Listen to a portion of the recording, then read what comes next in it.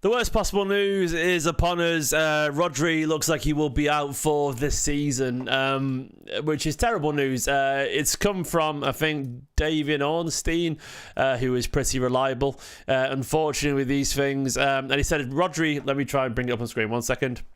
As Rodri is expected to miss a significant period with serious knee injury. Midfield suffered problem in City's draw. Duration not confirmed. Testing but is set for a long time.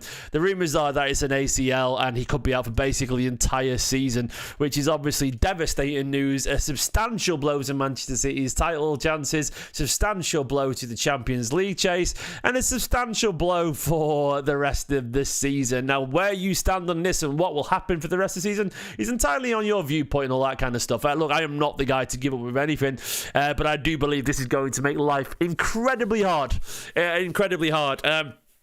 It's genuinely really, really bad news. It's awful. It's a blow of massive proportion. He's arguably the best player in the world. There's not even exaggeration. He's probably the favourite for the Ballon d'Or, and this is where we're at right now. No Rodri for an awful long time. New heroes are to be born and be made if it's to get anything come out from this season. I know some people want to catastrophize. People want me to sit here and say the season's over and all that kind of stuff. Might just be. It depends what kind of spin. Look, I'll give you the negatives and I'll give you the positives. The negatives is there's no one like Rodri. There isn't. Look, there's no one like Rodri, particularly against what we had to go against yesterday.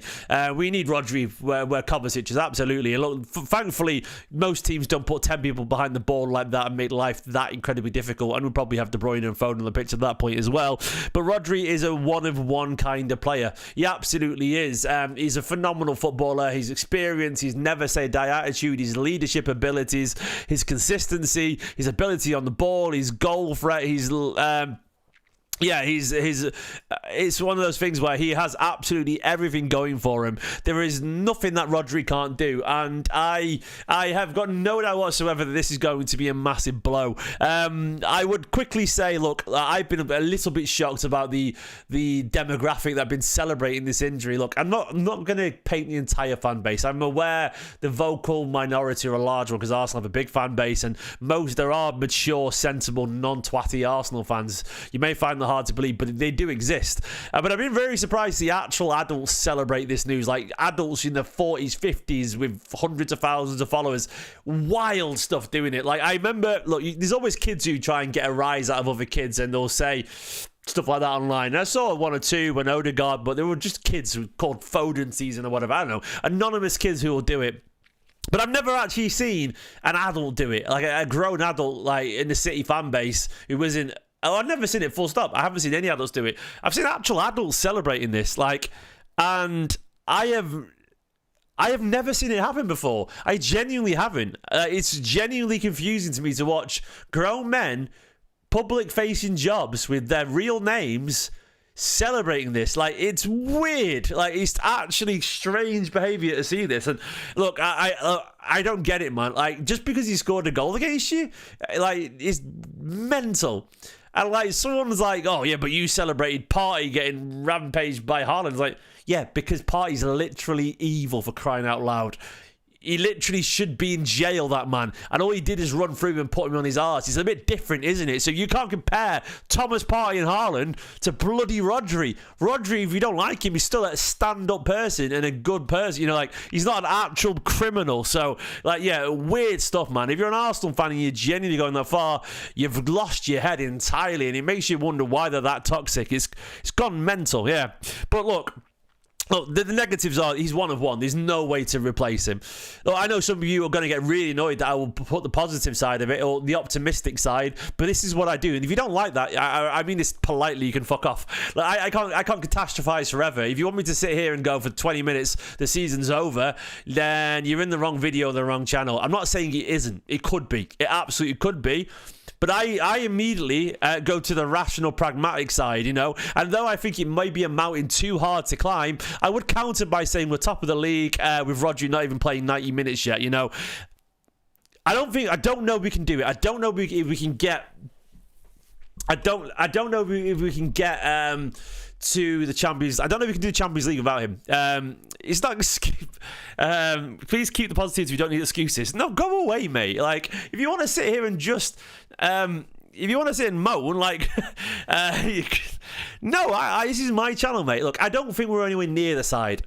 Do I still feel that we could win the league? Yeah, I absolutely do, actually. I still think Gundogan, Rodri, Bernardo Silva, Rico Lewis, Kovacic, Foden is a better combination of midfielders than anyone else has got in the league. I actually do believe that. You may think I'm being mental there, but I actually think it is. I still think it's a better combination of midfielders than anyone else in the league. It's just the Champions League and going far in the other competitions where I think we're going to struggle. I don't worry about a midfield against anyone in the Premier League. I just don't. I'm sorry. You can. Oh, sorry, Oliver.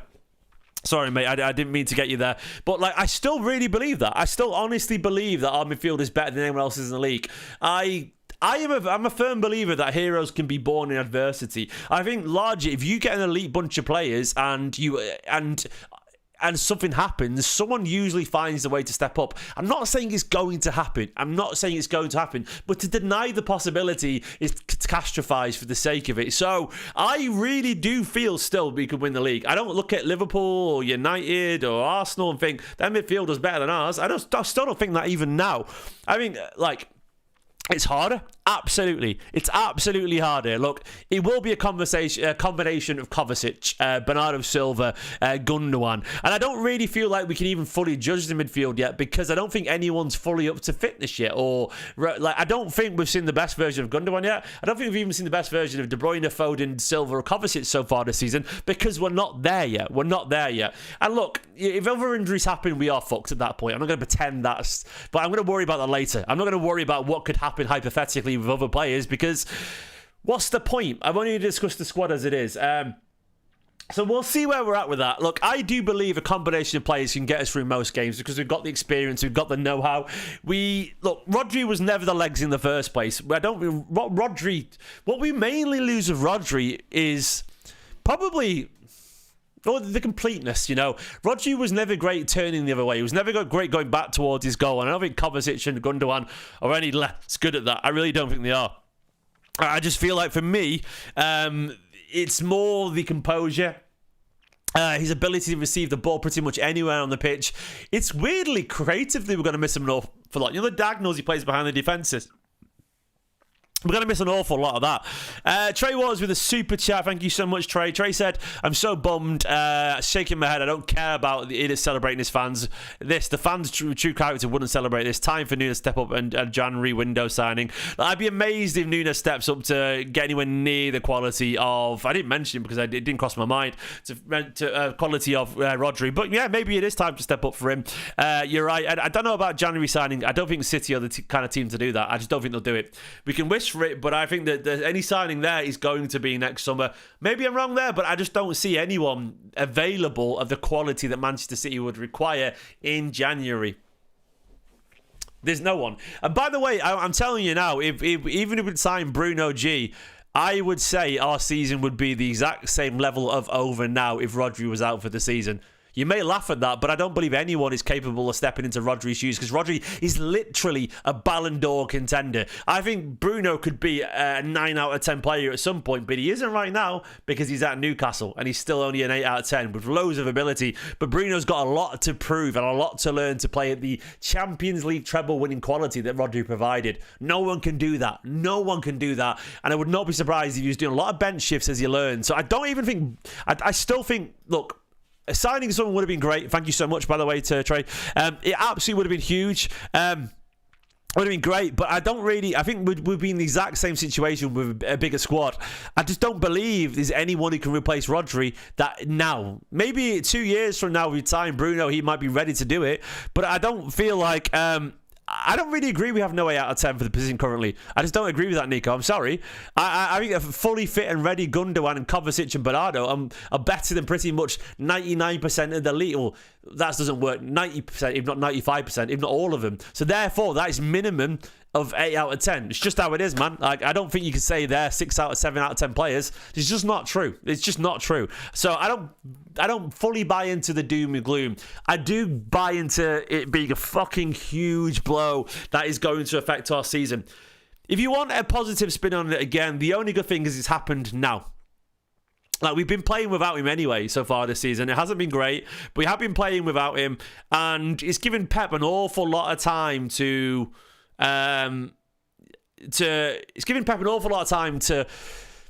get things ready, get going again. It's early enough in the season for Pep Guardiola to make a plan. We did it, we did it when Fernandinho was out at one point years ago. Gundogan played midfield. We found a solution when De Bruyne got injured a long time ago. Not last season, but we did. But many years before that, we found a solution when Aguero was out. We played a false nine. Look, Guardiola is the best in the world at sorting these situations. He really is. And I don't think I can judge this Manchester City squad yet. It's going to be so hard. It's going to be really hard. Really hard. But we'll have to see.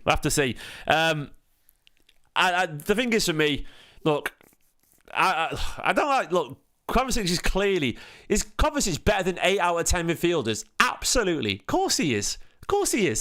That's why he's a Champions League level player. And that's why he's in a team that's top of the league and we beat all these other sides. Of course he is. Like, that's how I judge a player. Is Kovacic better than 8 out of 10 midfielders? Yes. Is he better? Is Bernardo? Is Gundogan? Of course they are, man. I'm not saying the Rodri. And you do need a Rodri level player to replace Rodri, because Rodri is Rodri. No one can come close to Rodri. So we're fucked. I really do believe that. It's a massive blow. So all you got to do is adapt into a very different way. Bloody Arsenal, man. It's a massive blow. I suspect we'll see Guardiola work on combinations. I'm hoping that this is a sort of Guardiola, right, what can I do to fix this and plug those gaps? He'll come up with something. He'll work away. It could be that we sort of attempt to play Rico a little bit deeper alongside certain plays or something like that. It's going to be an awful lot on Rico and Foden and De Bruyne and people like that, and it could be that it proves too much. Yeah, it could be. It's a massive loss. I'm not going to pretend otherwise. Rodri, yeah, and look, and we're going to have to spend big at some point. Kevin Phillips, no chance, mate. No chance. I don't know. Look, as much as Pep coached Zinchenko and Delphi to left backs, I'd be surprised if he can make Nunes anywhere near. Yeah, and I actually agree. I agree with Nico. He's still not. No one's good as him. But you don't have to be as good as Rodri to beat other teams. That's what I'm arguing. You don't have to. Manchester City's midfield still keeps the ball better than anyone else and creates more chances and plays better than anyone else, even without Rodri there. That is literally statistically true by every single measure. It absolutely is true. Zubimendi would be great, by the way. I like Zubimendi. But you don't have to be as good as Rodri for Man City to still be better than the other teams. That's a fact. It's a fact. You've just got to be better than the opponent. That's it.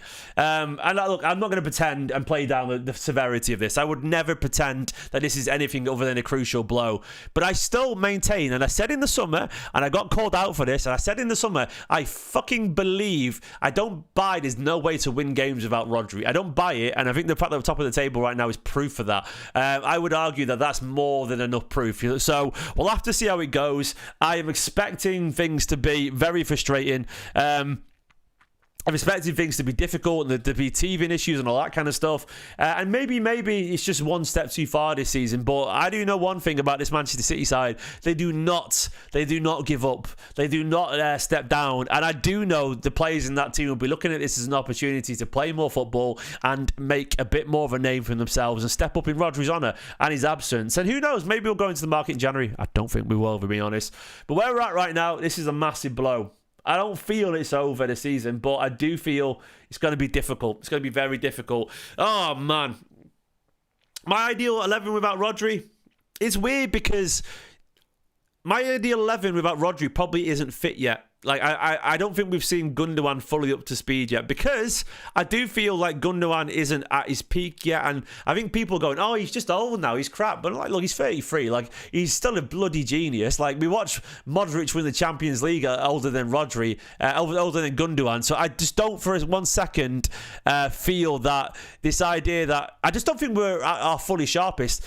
My ideal midfield is still I think for now you carry on with Kovacic and Silva. I do think there's an argument that once Gundogan is fully up to speed and has played more than like 2-3 games for Man City right now, got his fitness going by November time, I think Gundogan could play alongside Bernardo Silva, De Bruyne or Foden, something like that. And no, you can't get an emergency transfer. That was weird, Harry. That was La Liga just being subservient. Like, we've got a squad, man. We're not like, you can't get a transfer because of one player being injured. You just can't. Yeah, Ali, I think that's optimistic about Nico O'Reilly, my friend. Look, Nico O'Reilly's a really good player, but I think Nico O'Reilly's just going to be on the bench a bit more now. Like, let's see how he goes tomorrow. I don't feel... Yeah, I do feel he's irreplaceable, but I don't think that makes us worse. That's what you've got to separate. Him being irreplaceable for Manchester City doesn't therefore mean Man City are no longer better than the other sides. You have to be able to separate them. Yeah. And if we don't have Gundogan fit for the rest of the season, then yeah, you're right, Nico. But I don't know for that yet. I don't know that. We'll see. We'll see in time. Gundogan hasn't always been... Look, you said they're 35 and 34. They're both 33 still, which is... In 2024, 33 is not Asian. It isn't. Like, if this was 20 years ago, I would agree they're close to retirement. But footballers play a lot better these days at that age than they used to. You know, like, it is an old midfield. But they're not the only players there. We've got Bernardo, we've got Kovacic, we've got Rico. Stones could do a shift there. We've got Foden. Let's see what happens. And we will see. Look, I'm going to leave it there and call it there for this video now because I've got nothing else to add. I've said my bit now. A massive blow. He's irreplaceable, but Man City are not suddenly worse than everyone else. That is the only way I'll put it because it's just true. I don't think we are worse than everyone else. If we get more injuries, we're absolutely done, obviously. But for now, though, we've got to hope that Guardiola's got an idea. Look, Guardiola is still the best manager in world football. He always will be. We've won 4 in a row. And we've won 4 in a row because no team in the world is better in the face of adversity than Manchester City. They don't fucking like to lose, man. They work hard. And you can talk about Man City losing Rodri, but all I've got to do is look in the eyes of those players and see the reaction to yesterday, watching Bernardo and Akanji and Stones and all these lot be furious about not getting 3 points, to know that they absolutely want to make up for this and that they will do. We will see. Guys, I love you all loads. In a bit, give the video a like. Let me know what your ideal replacement is for Rodri going forward for now. And I mean how to fix this team and all that kind of stuff. It isn't the end of the world. It's just got an awful lot harder. In a bit, bye-bye.